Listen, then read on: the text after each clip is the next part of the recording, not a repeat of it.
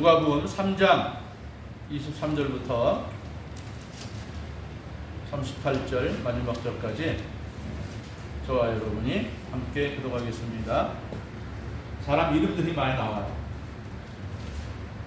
잘 공독하겠습니다. 예수께서 가르치심을 시작하실 때에 30세쯤 되시니라.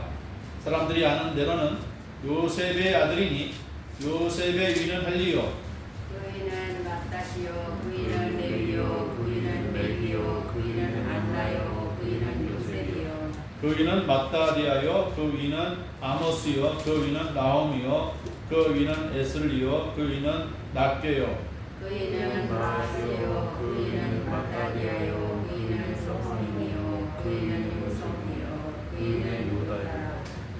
그 위는 요하나니요, 그 위는 레사요, 그 위는 스룹바벨이요, 그 위는 스알디엘이요, 그 위는 네리요. 그이는 멜기요, 그이는 아디요, 그이는 부삼이요, 그이는 엘마담이요, 그이는 에르요. 그 위는 예수요, 그 위는 헬리에서요, 그 위는 요린이요, 그 위는 마따시요, 그 위는 레위요. 그이는 시므온이요, 그이는 유다요, 그이는 요셉이요, 그이는 요담이요, 그이는 엘리야kim이요.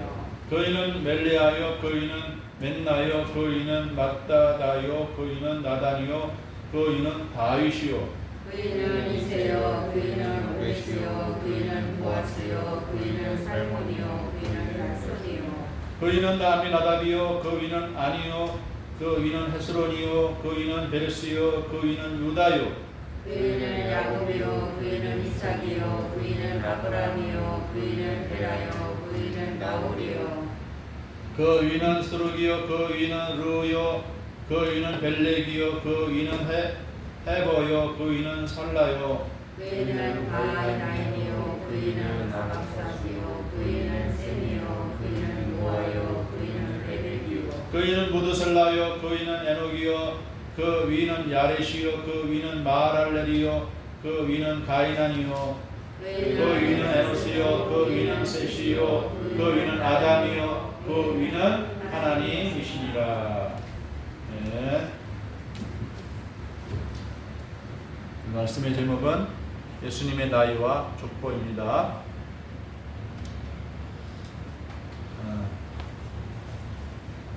성경에서 예수님이 이 세상에 그리스도로 나타나실 때의 나이에 대해서 말씀한 유일한 본문이 바로 오늘 말씀입니다. 누가복음 3장 23절.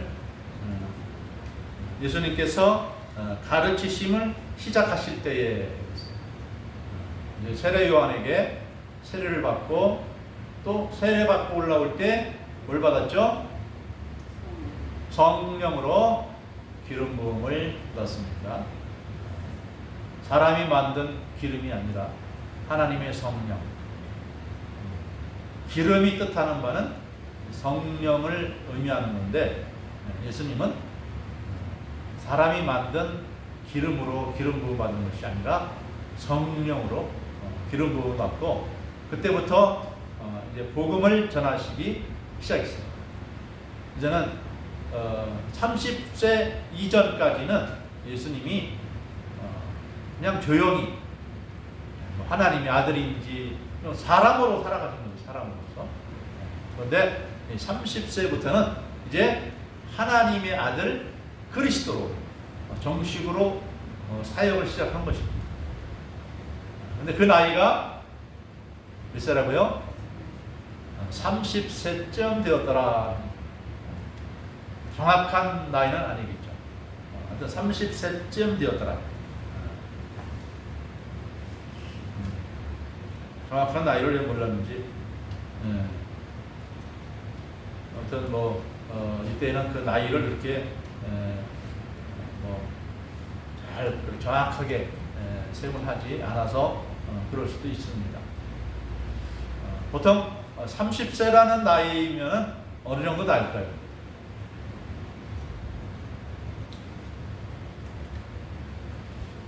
저희 경우에 보면은 30세 때 뭐 했느냐? 신학교 다녔습니다. 낮에는 가게를 하면서 또 저녁으로는 신학교에 가서 신학을 공부하고 있었어요. 내가 27에 26에 결혼해서 그때 우리 지영이는 4살 때였는데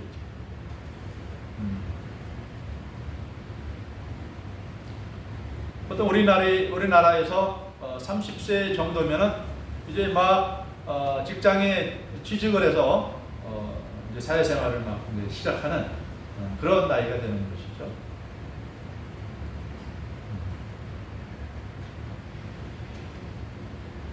우리 공자의 논어에 보면은 그 나이에 대해서 공자가 한 말이 있는데, 이 15살 때 이제 지학이다 그래서 지학 뜻을 세워서 이제 학문을 연마해야 되겠다, 그렇게 한 나이가 15세라고 지학입니다. 지학.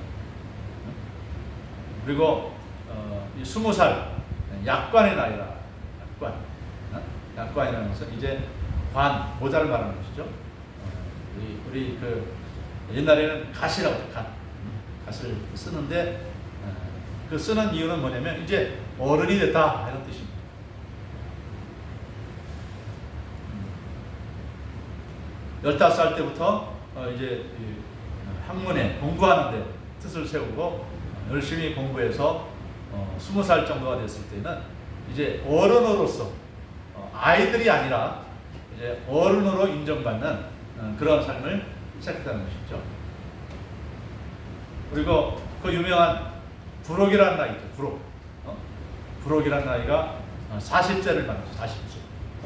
40세쯤 되어서는 이제 안 입을 혹, 유혹받을 혹이라는 세상의 유혹에 흔들리지 않는 그런 나이가 바로 불혹의 나이다. 30세는 뭘까요? 30세는 이립이라고. 이립. 이제 뜻을 세워서 자기가 이제 꿋꿋하게 자기 인생을 살아갈 수 있는 나이다.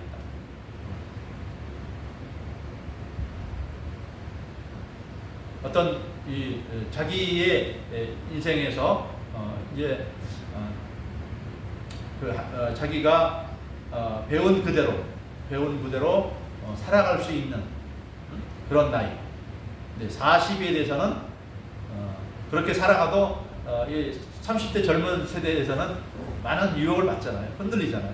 그런데 40쯤 되면은 흔들리지 않는 그런 나이가 된다. 50이면 지천명이다. 그래서 이제 자기 운명을 생각할 나이가 된다.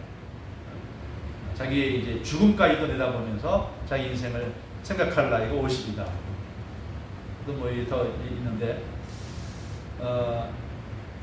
나이 30이면 어리다고 하기에는 좀 그렇고, 어리지는 않죠. 30이니까 20살을 넘었으니까 어리지는 않아요. 그렇다고 해서 뭐 대단히 출중한 아주 뛰어나게 지혜로운 그런 나이도 아니죠. 원숙한 나이는 아닙니다. 그렇지만 이제 무엇인가 뜻을 두고 살아갈 수 있을 만한 그런 나이가 되는 것이죠. 우리 성경에 이 요셉을 보면은 30세에 애굽의 총리가 됐습니다. 30세에. 그리고 다윗은 30세에 뭐가 됐죠? 왕이 되었습니다. 유다의 왕이 되었습니다. 37세에는 이스라엘의 왕이 되었습니다.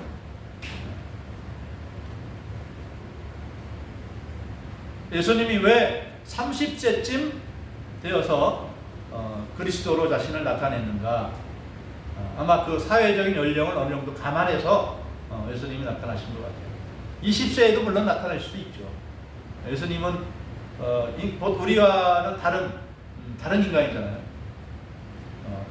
남자와 여자의 결혼을 통해서 태어난 예수님이 아니라 동정녀, 처녀인 그 마리아의 몸을 통해서 성령으로 태어났기 때문에 유전자가 다릅니다. 예수님은. 그래서 이미 12살 때에 자기 자신이 하나님의 아들이라는 사실을 이미 알고 있었지만은 30세까지 기다린 거죠. 그래서 이 30세면은 당시 이스라엘 사회에서 사내들인 공회에 회원이 될 수 있는 가장 최저 연령이 30세라. 30세부터는 사내들인 공회에 회원이 될 수 있다는 것이죠. 말하면 이제 이 원로의 종교 이 당시에 하나님 신앙의 이 종교인의 원로에 해당하는 나이인데 30세가 돼야 된다는 것이에요. 우리도 교회에서 집사가 되려면 적어도 30세는 돼야 된다는 그런 규정이 있습니다. 30세. 너무 어리지도 않고 또 어느 정도 좀 지혜롭고 똑똑한 사람들은 30세 된다 해도 큰 일을 이룰 수 있는 그런 나이가 바로 30세이기 때문에 예수님이 그렇게 나타나신 줄 압니다. 그리고 보통 나이값을 하라 하는 말이 있죠. 나이값을 하라. 나이가 들면은 그 나이에 맞는 그런 삶을 살아가는 것이 참 중요하죠. 그런데 이 세상을 보면은 나이가 많아도 그냥 아주 뭐 자기 감정이 이끄는 대로 자기의 그 혈기가 이끄는 대로 악을 행하며 살아가는 사람들도 꽤 있죠. 세상 사람들에게 유익을 끼치지 못하고 해악을 끼치는 아주 그 마음에 악독한 마음으로 가득 찬 그런 사람들도 우리가 많이 보죠. 그러나 우리 하나님을 믿는 사람들은 물론 우리 육체의 나이보다는 이제 우리 신앙의 나이가 참 중요하죠. 신앙의 나이. 예수님 믿고 거듭난 이후에 우리가 몇 살 더 살았느냐. 그래서 우리 신앙의 연조가 우리 영적인 나이라 이렇게 볼 수 있어요. 우리 거듭난 삶의 수준. 근데 나이가 신앙의 나이가 연조가 점점 많아질수록 우리는 성숙한 믿음에 나아가게 되겠죠. 30년, 50년 예수 믿었는데도 초신자와 같은 그런 상태에 있다면 그래 부끄러운 것이죠. 또 10년, 5년 믿었으면 그동안 들은 풍월이 얼마입니까? 여러분이 그동안 이 설교를 통해서 들은 말씀들이 얼마나 많아요. 제 설교 가운데는 반복되는 부분들이 얼마나 많은지 몰라요. 제가 생각을 해도 제가 설교를 준비하면서 생각을 해봐도 반복적인 말씀들이 많이 나옵니다. 그럼 이것을 여러분이 잘 소화를 시켜서 이제 여러분의 삶에 잘 적용을 시키면 여러분이 신앙의 연조가 많아지면 많아질수록 하나님 말씀도 좀 더 많이 알게 되고 깊이 알게 되고 잘 알게 될 거 아니겠습니까? 또 그것을 이제 더 여러분의 삶에 실천해서 신앙의 연조가 적어도 30년 이상이 됐다 하면은 이제 외모만 봐도 저 사람은 예수 믿는 사람이로구나 이런 모습이 나와야 될 것입니다. 때로 저 이렇게 사회생활을 할 때에 그 사람의 외모를 보면서 저 사람이 예수 믿는 사람 같다 이렇게 느껴지는 사람이 있어요. 딱 보면은 포근하고 뭔지 이 눈꼬리가 쌓지 않고 일단은 그죠? 늘 믿는 사람들은 나름대로 하나님의 말씀대로 착하게 살려고 노력하잖아요. 근데 착하게 살려고 노력하는 그 모습이 얼굴에 나타나잖아요. 근데 때로는 저 사람이 권사님 좀 될 것 같아. 나이도 지긋하고 얼굴도 포근하고 해서 후식에 다니십니까? 그러면 3분의 2는 맞는데 3분의 1은 우리 기독교인이 아닌 경우도 있어요. 우리 기독교인이 아닌 경우도 있어요. 또 반면에 저 사람은 예수 믿는 사람 아닌 것 같아. 얼굴 보면 막 싸다운 것이 보여요. 그런데 나중에 얘기하다 보면 교회 다니는 사람 예수 믿는 사람이다 하는 그런 경우도 있습니다.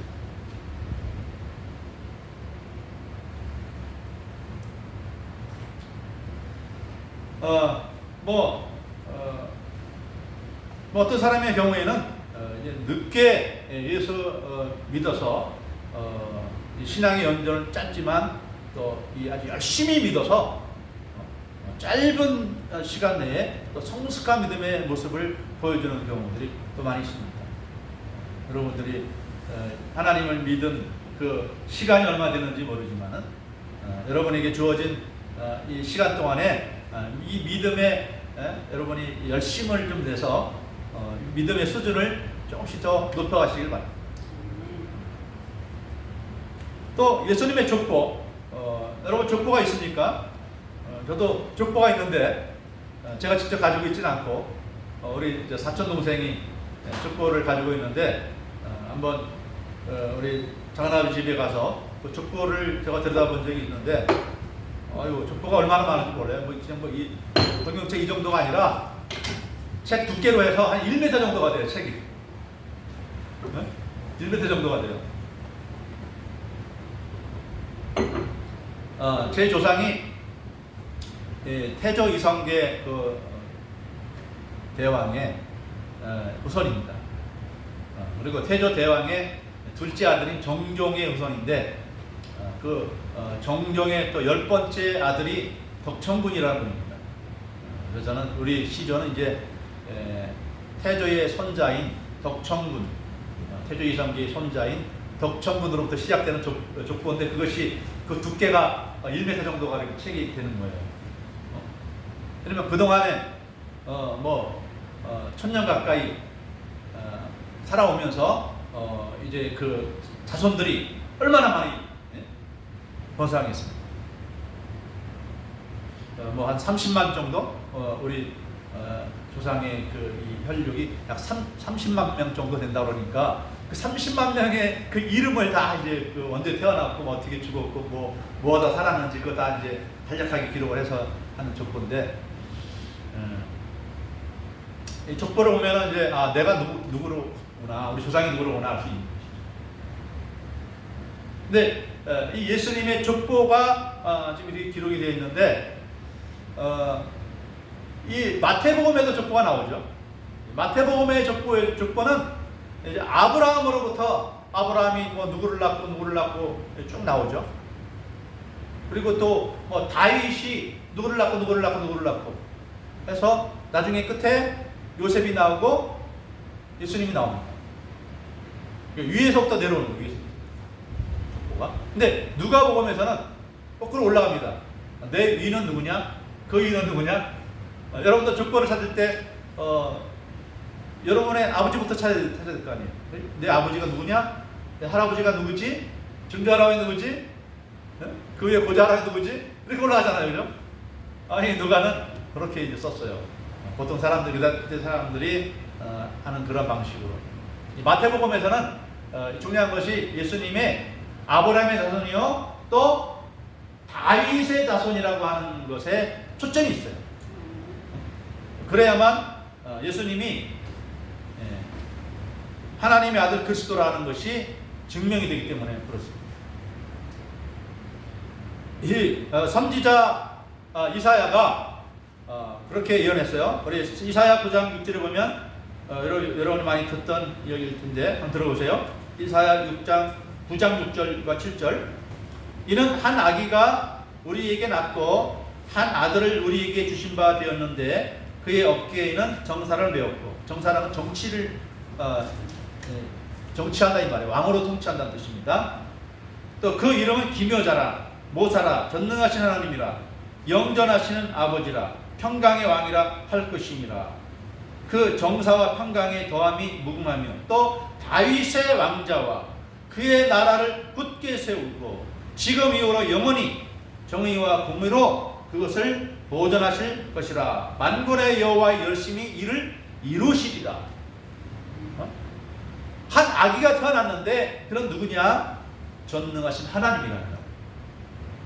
근데 그가 누구의 혈통으로 오시느냐? 바로 다윗의 혈통으로 온다는 말입니다. 그래서 9장 7절에 이사야 9장 7절에 그 정사와 평강의 더함이 무궁하며 또 다윗의 왕자와 그의 나라를 굳게 세우고 다윗의 이 왕통을 통해서 온다는 겁니다. 저도 이렇게 보면은 왕통이죠. 우리 태조가 우리 왕이니까. 이성계 왕이니까 왕통이죠. 아무튼 그래서 이 메시아 그리스도의 조건은 그가 다윗의 자손이어야만 됩니다. 그래서 이 마태복음에서 그렇게 예수님이 다윗 자손이라고 족보로 입증을 하는 것입니다. 물론 예수님은 다윗의 자손으로서 그리스도가 될 수 있는 그 요건에 충족한다 하는 말씀입니다. 그런데 마태복음에서는 예수님의 아버지가 요셉으로 나오고 그 요셉의 아버지가 야곱으로 나옵니다. 그러니까 예수님의 아버지 요셉의 아버지는 바로 야곱이기 때문에 야곱의 아들 요셉이 되거든요. 야곱의 아들 요셉. 그런데 누가복음에서는 좀 다르게 나옵니다. 요셉의 아버지가 누구 나옵니까? 헬리라고 합니다. 헬리. 어떻게 왜 다를까? 합니다. 그런데 헬리로 해서 그 위에 쭉 족보를 따져 올라가면 어디서 만나냐면 바로 다윗에서 만납니다. 31절에 보면 그 위는 멜레아요, 그 위는 맨나요, 그 위는 맏다다요, 그 위는 나단이요, 그 위는 다윗이요. 마태복음에서는 다윗은 솔로몬을 낳고 또 솔로몬은 또 노를 낳고 이렇게 해서 이제 나가는데 이 누가복음에서는 다윗의 그 아래는 나단이요 이렇게 나옵니다. 다윗의 자손인 건 맞아요. 누가복음도 마태복음도 다윗의 자손이라는 건 똑같아요. 그런데 요셉의 아버지가 달라요. 요셉의 아버지로부터 다윗에 올라가는 그 경로가 다릅니다. 또 왜 이럴까 하는 것은 이 누가복음은 이 마태복음이 쓴 것에 뭔가 부족한 부분을 채워주는 그런 면들이 많이 있어요. 그래서 예수님의 어머님 동정녀 마리아가 천사를 만나서 앞으로도 잉태할 것이다 이런 것에 대해서 말씀하죠. 근데 마태복음에서는 마리아에게 나오는 모습도 없습니다. 히브리 사회는 옛날 이 고대 이스라엘 사회는 남성 중심의 사회이기 때문에 이렇게 뭐 마리아에게 뭐 먼저 하나님이 계시한다 이것이 아니고 요셉에게 천사가 나타나가지고 꿈에 나타나가지고 가르쳐주는 형태로 나와요. 그런데 예수님의 이 마태복음의 호적은 그 족보는 법적인 족보예요. 법적인 법으로 당시 호적상에 올라간 아버지가 요셉이죠. 그러나 예수님의 실제의 육체는 요셉과 아무런 관계가 없어요. 성령으로 잉태됐기 때문에 실제의 예수님은 누구와 관계 있냐면 마리아와 관계 있는 것입니다. 동정녀 마리아를 통해서 오셨기 때문에. 그래서 이 당시 기독교가 이 예수님이 동정녀 마리아를 통해서 탄생했다고 믿고 있는데 이 마태복음의 호적을 가지고는 그런 상관없잖아요. 호적상의 요셉은 아직 아버지일 뿐이지 실제의 예수님의 육체는 혈통은 마리아 혈통이기 때문에 그래서 누가복음에서는 이제 마리아 혈통에 대해서 말을 하는 것이죠. 그래서 요셉의 아버지는 헬리라고 하는데 이 헬리는 바로 마리아의 아버지일 것이다 이렇게 보는 것입니다. 마리아의 아버지. 그래서 둘 중에 하나죠. 이 요셉이 이 마리아의 아버지 헬리의 이제 대를 사이가 돼가지고 그 대를 잇는 마리아 아버지의 헬리의 대를 잇는 그러한 형태로 해서 대를 사이가 되었을 것이다. 아니면 그것과 상관없이 이제 또 마리아가 헬리의 이제 딸인데 그 딸의 이름으로 그 자녀를 잇는 호적은 없기 때문에 그래서 그냥 요셉이라고는 말했지만은 실제로는 헨리는 마리아의 아버지일 것을 이렇게 보는 것입니다. 그래서 이렇게 마태복음의 족보와 누가복음의 족보와 다르지만은 결국에는 호적상으로든지 혈통상으로든지 예수님은 누구의 자손이다? 다윗의 자손이다. 그래서 예수님이 복음을 전할 때 많은 사람들이 예수님을 향해서 뭐라고 부릅니까? 다윗의 자손 예수여 이렇게 말해요. 바로 그 말은 당신이 바로 이 땅을 구원하러 오신 그리스도요 이스라엘의 왕이라고 하는 그러한 고백이 바로 다윗의 자손 예수여라고 하는 부름인 것입니다.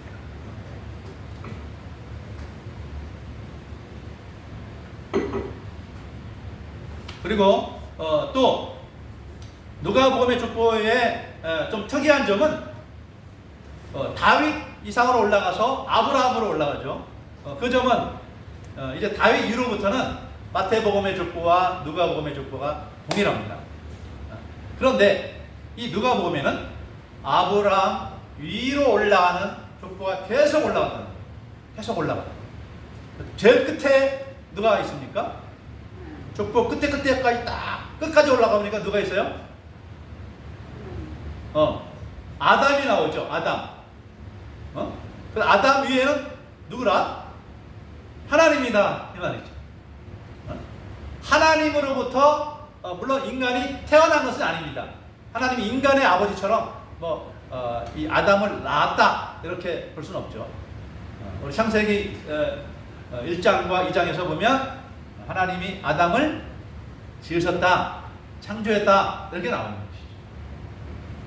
그리고 아브라함 이상의 이 족보는 누가가 어떻게 알아서 쓴 것이 아니라 이스라엘 이 구약 성경으로 내려오는 특별히 이 창세기에 있는 그 성경을 근거로 해서 이렇게 족보를 만들었을 것입니다.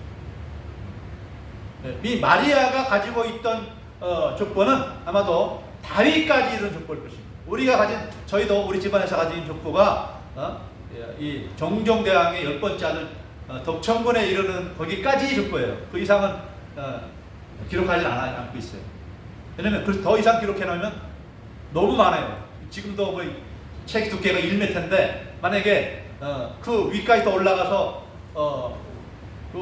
이 태조의 아들들의 이름을 다 대가지고 그 자손들을 또 계산하면 책이 1m 몇 m가 더 되겠죠. 그렇기 때문에 덕천군까지 하는데 아마도 마리아가 가지고 있었던 족보는 아마도 다윗까지였을 것입니다. 그래서 그 이상은 이제는 성경에 기록이 나와 있죠. 다윗 족보 그 위의 족보는 누구인지 사무엘 상하에 나와 있고 했기 때문에 그것을 통해서 알 수 있을 것입니다. 룻기에도 보면은 예수님의 족보에 대해서 나오죠. 룻이라는 여자가 보아스라는 사람을 만났는데 보아스의 위는 살몬이요. 그 위는 누굽니까? 요다? 하여튼 이렇게 나옵니다.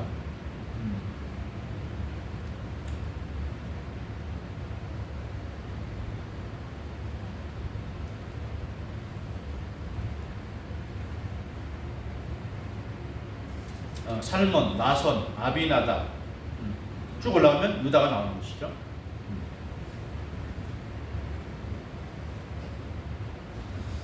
이 족보가 결국 누가복음에서 말해주는 족보는 우리 인류의 첫째 조상은 누구냐? 바로 아담이고 그 아담을 지으신 분은 바로 하나님이라는 것을 우리에게 말씀해 주는 것이죠. 오늘날 이 전 세계에 그 인종과 수많은 이 민족들이 있죠. 그런데 이 민족들이 자기가 가지고 있는 족보는 한계가 있지만은 끝에까지 올라가면 딱 한 군데서 만나는 것이죠. 어디서 만납니까? 아담에서 만나는 것이죠. 조금 더 내려오면은 성경 창세기 보면은 홍수로 말미암아 온 세상이 다 망한 경우가 있죠. 그래서 한 가족만 살아남았는데 누구네 가족입니까? 노아네 가족이죠. 노아네. 네? 노아 부부와 이 노아의 세 아들들과 그 며느리들 8명이 방주에 가서 남았는데 또 우리는 아담까지 안 올라가고도 노아에서 다 우리 인류의 조상들은 다 그 노아에서 또 다 만납니다. 그래서 우리 이 세상에 살아가는 모든 인류는 결국 노아의 같은 후손들인 것입니다. 아담의 후손이요 또 노아의 후손인 것입니다. 그래서 우리는 다 노아 안에서 한 혈통이다. 이 사도행전 17장 26절에 이렇게 말씀하고 있습니다. 사도행전 17장 26절에서 바울 사도가 그리스 아덴이라는 곳에서 전도할 때 이렇게 말했어요. 인류의 모든 족속을 한 혈통으로 만드사 온 땅에 살게 하시고 그들의 연대를 정하시며 거주의 경계를 한정하셨으니 그랬습니다. 하나님이 한 혈통으로 이 온 세상 사람들을 다 지으신 거예요. 그래서 우리는 이 성경을 통해서 온 인류가 원래는 다 한 가족이로구나. 다 우린 친척이에요, 친척. 비록 그들의 피부가 뭐 어떤 사람은 까맣고 우리는 뭐 붉으스름하고 어떤 사람들은 또 하얗고 뭐 백인, 황인, 흑인 뭐 이렇게 나누는데 결국에는 다 노아 안에서 한 혈통이라는 거죠. 그래서 지나친 민족주의는 옳지 않은 것입니다. 지나친 민족주의. 대한민국만 중요하고 또 뭐 다른 나라 뭐 중국이나 뭐 일본이나 뭐 이런 뭐 유럽이나 아프리카나 이런 사람들은 중요하지 않다. 그렇게 생각하면 안 되는 것이죠. 내 민족만 소중하다. 그것은 어리석은 생각이죠. 왜냐하면 다 우리는 한 조상 아담과 노아 안에서 한 혈통이기 때문에 그렇게 서로 민족주의를 나누면 옳지 않은 것입니다.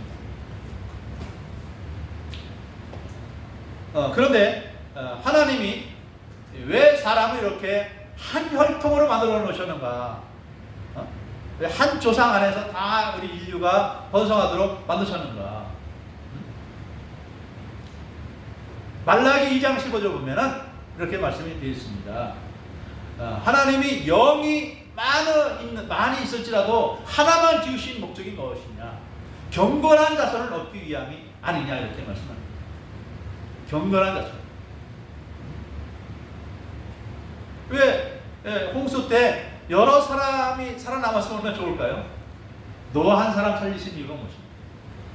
왜 사람을 지을 때 미리 여러 사람을 만들 수 있는데 왜 딱 한 사람만 만들어 놓냐? 왜 아담 한 사람만 만들어 놓고 아담의 몸을 통해서 여자를 만들고 또 그 사이에서 인류 자손들이 나오게 했느냐? 경건한 자손을 얻기 위한 것이 하나님의 목적이라는 뜻이에요. 하나님 창조의 목적이, 인류 창조의 목적이 무엇이냐? 경건한 자손을 얻는 거예요. 뭐가 경건한 사람입니까? 자기가 어떠한 존재인지 아는 것이죠. 우리 인간을 창조하신 이가 또 이 만물을 지으시고 통치하시는 이가 누구인지 아는 것이죠. 오늘날 이 사람들 그걸 모르죠. 특별히 또 우리 이 성경에 우리 인간을 한 혈통에 다 이렇게 번성한 것으로 나와 있는데 오늘날 이 하나님 믿기를 거부하는 시장 사람들은 뭘 주장합니까? 진화론을 주장합니다. 진화론.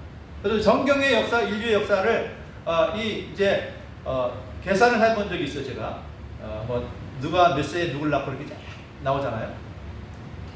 그래서 아브라함 때까지 이러면은 우리 아브라함 사람을 이 주전 2000년경의 사람으로 보거든요. 역사적으로 주전 2000년.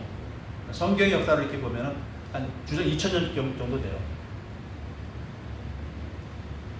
그리고 또 아브라함 이전에 아담까지, 아브라함에서부터 아담까지 이르는 그걸 보면 뭐 누가 몇 세에 누굴 낳고 몇 세에 누굴 낳고 이걸 쫙 이제 산술적으로 계산해 보는 것이죠. 그러면 거의 2000년 정도가 나와요. 그러면은 지금 현재 예수님 오시기 이전에 연대가 약 4000년, 그리고 또 주후 서기의 연대가 2022년이죠. 그러니까 6000년이 넘어가는 그런 시대를 살아보고 있는 것이죠.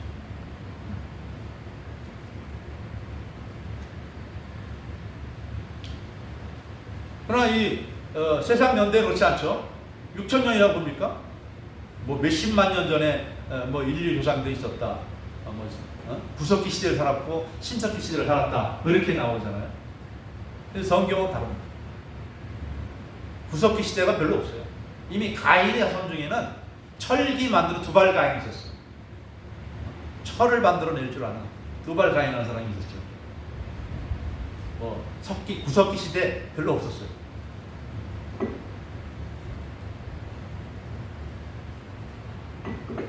그리고 수많은 생명체들이 있는데 이런 진화론에서는 어떻게 말합니까? 처음에는 아메바와 같은 단세포 생명이 있다가 그 생명체가 점점 진화해가지고 수많은 동물, 또 사람도 이렇게 진화됐다고 보는 것이잖아요. 그런데 사실 과학적으로는 말이 안 되거든요. 어떻게 고유한 유전자 변형이 일어나도 그렇게 심하게 갑자기 변화가 이루어지지 않는 것이죠. 그래서 이제 우리 기독교인들이 창조론을 말하니까 당신들이 이 성경에 있는 것을 진리라고 믿고 하니까 그것은 당신들의 설명은 종교적이지 과학적이 아니야. 그러니까 이제 우리는 이제 다시 다른 방법으로 나오는데 지적 설계론을 나옵니다. 지적 설계론. 그 뭐냐면 사람의 유전자, 동물의 유전자 보면은 자손대대로 이어진 유전체가 있잖아요. 그래서 그런 유전자 구조가 어떻게 이루어지느냐? 이건 누군가가 이렇게 설계를 했기 때문에 이루어지는 것이지. 이렇게 복잡한 유전자의 구조와 또 생명체의 그 유전이 어떻게 이것이 이 철저하게 누군가가 설계된 대로 되는 것이지 우연하게 막 흘러대서 된 것이 아니다라는 것이죠. 우리 과학자들이 발견해내는 과학의 모든 것이 다 그렇죠. 물리나 화학이나 생물이나 이런 모든 이 원리들이 아주 누군가가 철저하게 프로그램해서 세팅해서 만들어 놓은 것이지 저절로 이렇게 만들어지지 않는다 이 말이에요. 우리가 보는 이 마이크 하나도 이게 저절로 만들어질 수 있어요. 이 마이크가 누군가가 이렇게 세팅해서 만들었기 때문에 마이크라는 것이 이렇게 하나가 이렇게 이런 것도 되는데 고도로 발달된 인간의 생명체가 어떻게 저절로 됩니까? 누군가가 세팅하는 것이죠. 이것이 지적 설계라는 것이죠. 지적 설계. 그런데 하나님을 믿지 않는 과학자들 이것마저도 거부를 합니다. 얼마나 교만한 거예요.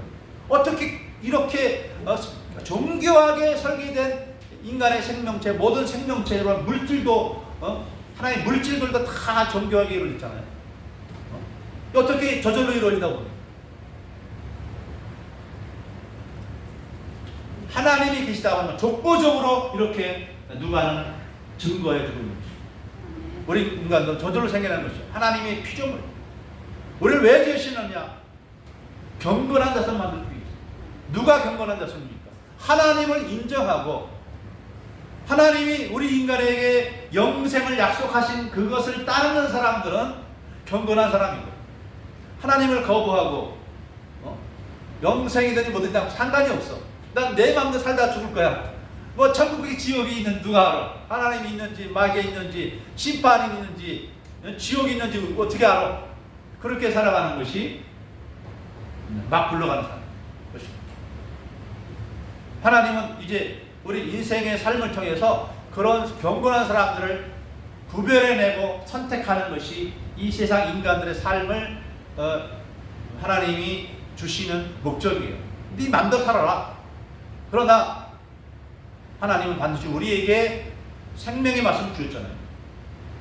아담을 통해서 생명의 말씀을 주셨고 이제 예수님을 통해서 온 세상 사람들에게 이 생명의 말씀을 주시는데 이 생명의 말씀을 듣고 믿고 믿는 사람들은 경건한 자손으로 하나님의 영광의 나라에 들어갈 존귀한 백성이 되는 것이고 그렇지 않는 영혼들은 심판하여 멸하시는 것이 하나님의 뜻이고 우리 인생을 이끌어가는 하나님의 목적인 것입니다. 우리가 하나님의 피조물인 것과 또한 예수 그리스도를 통해서 그를 믿는 자들에게 하나님의 존귀한 자녀가 되고 영원한 삶을 누리며 살아갈 수 있는 천국 백성이 되었다는 이 사실을 우리가 마음에 생각하면서 이 믿음을 굳게 이루고 내가 믿음으로 구원받은 것에 대해서 감사함과 자부심을 가지고 기쁘게 이 세상을 살아가는 그런 여러분 되시기를 주님의 이름으로 축복합니다. 기도하겠습니다. 사랑하는 하나님, 자비로우신 주님, 우리는 이 복음을 통해서 내가 누구인지 하나님이 누구인지 우리가 어디서 와서 어디로 가며 어떻게 살아가야 되는지 알 수 있는 하나님의 영광의 나라 백성되게 해주신 그 은혜를 생각할 때 감사와 영광을 돌립니다. 그러나 하나님 아버지 아직도 이 사실을 알지 못하는 어두운 가운데 살아가고 있는 사람들이 많이 있습니다. 하나님이 없으므로 자기 소견에 오른 대로 육신이 원하는 대로 죄악의 삶을 살다가 결국에는 하나님이 경고하신 대로 심판과 원한 멸망에 이를 수밖에 없는 줄 아옵나이다. 하나님 아버지여, 우리가 얻은 이 존귀한 믿음을 잘 간직하고 또 이 복음을 아직도 알지 못하는 사람들에게 증거하며 그들을 영생으로 구원으로 인도하며 살아가는 그런 저희들 되도록 도와주시옵소서. 감사드리오며 예수님의 이름으로 기도드리옵나이다. 아멘.